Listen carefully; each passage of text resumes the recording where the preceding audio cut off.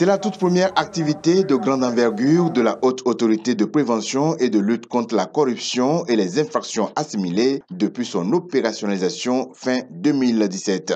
Déclinée en atelier d'information et d'échange, la campagne nationale de sensibilisation des populations sur le phénomène de la corruption et ses multiples méfaits sur le développement durable du pays a reçu l'assentiment des plus hautes autorités déterminées à endiguer le mal.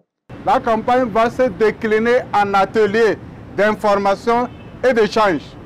Au cours de cet atelier, 4 thématiques seront développées. La première, c'est la présentation de la haute autorité de lutte contre la corruption. La deuxième thématique, on va présenter l'état des lieux de la corruption, les conséquences de la corruption sur notre pays. En troisième position, nous allons présenter les dispositions du code pénal prévoyant et réprimant les actes de corruption et d'infractions assimilées. Et enfin, on va faire découvrir à la population les 3 conventions, le protocole de la CEDEAO, la convention de l'Union africaine, la convention des Nations unies sur la lutte contre la corruption. L'initiative est très appréciée des partenaires en développement et de la société civile, notamment l'Alliance nationale des consommateurs et de l'environnement ANCE, Contact national de Transparency International au Togo. Le directeur de cette ONG, Dr Fabrice Ebé, par sa présence à cette cérémonie, réaffirme sa volonté d'accompagner toutes les actions entreprises par les autorités togolaises en vue de lutter efficacement contre la corruption sous toutes ses formes. Nous devons tous combattre la corruption parce que c'est un virus qui gangrène et qui freine le développement de nos pays. Et la création de la HAPUSIA a suscité un nouvel espoir de renforcement de l'efficacité de la lutte contre ce fléau dans notre pays.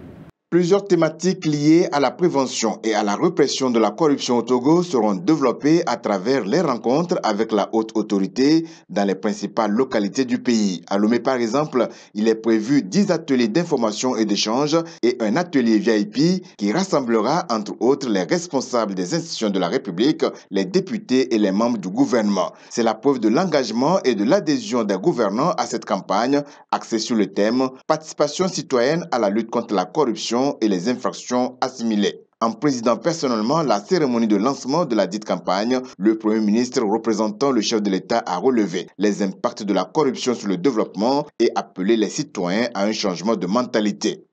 Nous avons besoin de tous les citoyens pour non seulement dénoncer tous les actes de prévarication, mais aussi appeler à refuser de participer à toute activité qui ne soit ni légale ni transparente. Endiguer ce fléau exige d'abord et avant tout un changement de comportement et de mentalité à tous les niveaux afin d'optimiser l'utilisation des ressources publiques au profit des citoyens. Plus de 7650 acteurs de différentes couches socio-économiques bénéficieront de cette première campagne dont la cérémonie de lancement a été marquée par une distribution de kits de sensibilisation aux différentes personnalités présentes à cette occasion.